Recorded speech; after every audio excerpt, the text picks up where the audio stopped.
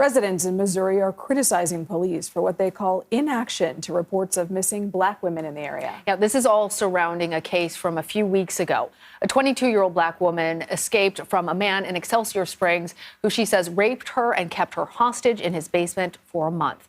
That man, Timothy Haslett Jr., is facing multiple charges, including kidnapping and assault. Now, an article by the Kansas City Defender is claiming that residents in Missouri had been raising the alarm about Black women going missing in the area weeks before the woman was found. At the time, the Defender reported that the Kansas City Police Department called the rumors, quote, completely unfounded. Ryan Sorrell joins us now. He is the founder and editor-in-chief of the Kansas City Defender, an online publication devoted to reporting on the Black community. Ryan, thanks so much for joining us. Can you give us more details about what residents had been telling police about missing women prior to October 7th when the victim was found? Absolutely. First off, thank you all so much for bringing me on here to talk about this incredibly tragic situation. It's truly horrifying, quite honestly. And the people that actually initially made these reports and these testimonies of missing Black women were here where I'm located in Kansas City, Missouri. Just for clarification, it was the people here in our community in Kansas City that were making these initial reports that Black women were both missing and potentially being killed, specifically on a street called Prospect here in Kansas City. And we also reported on that.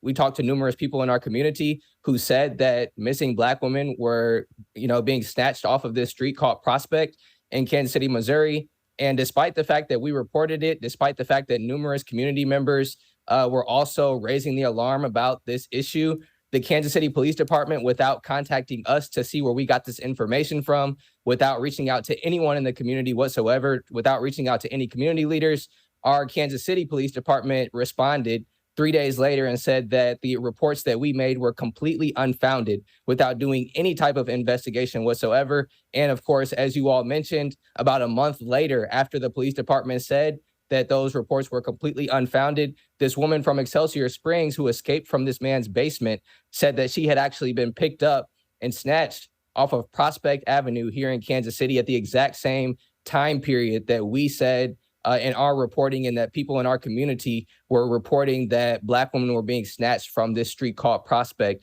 And so the most troubling aspect of this entire situation is, number one, that our community is not being listened to, specifically Black women. That is what we find to be the most disturbing aspect of this situation, is that we made these reports. We, raised the alarm multiple times, and our police department quite literally silenced the alarms that people in our community were making. Ryan, I want to follow up with you on that. And for viewers who may be not as well versed, there are two police departments that we're talking about here: Kansas City, Excelsior City. Excelsior City is where that woman was found, having been held hostage and other terrible, terrible things. The Excelsior City Police Department responded to claims that they ignored reports from the community about these missing Black women. In a statement, they say, "We have checked with law enforcement agencies in the Kansas City metropolitan area, and there are no current missing persons reports which correspond with the evidence examined so far in this investigation." Ryan, I also read your most recent report where you took on Kansas City's police department for what they had said before, those completely unfounded rumors.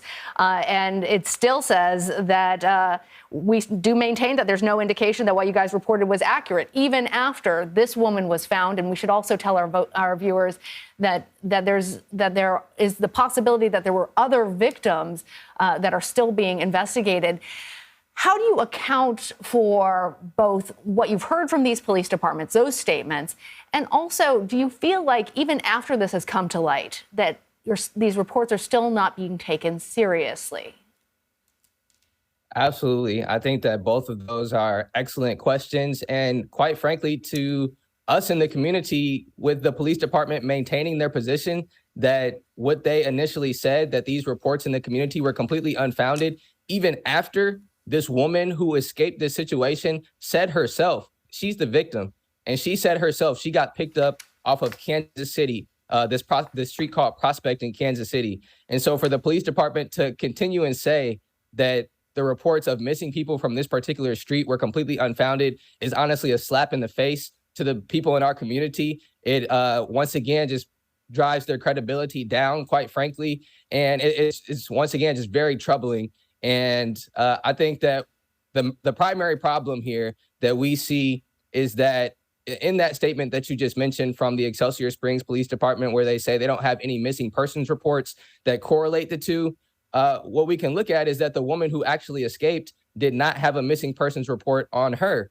And so she was still from Kansas City. She still got picked up off Prospect where people said she was missing, but she did not have a missing persons report. And so there could be numerous other women who are missing, and the police department should be willing to look into their cases and investigate, even if a formal missing persons report is not filed. Do you think they owe you an apology? I mean, not me. I think they owe the Black community at large, and especially the Black women. I mean, this woman was tortured in this man's basement for over a month. Multiple women potentially have also been killed. I think they should be apologizing to the families. I think they should be apologizing to the Black community at large. And I really don't know how they regain trust and credibility in our community. And so what we are doing on the ground is we're establishing our own infrastructure, our own public safety infrastructure and missing persons databases so that we don't have to rely on the police department to do that for us. All right, Ryan Sorrell, thank you. Thank you.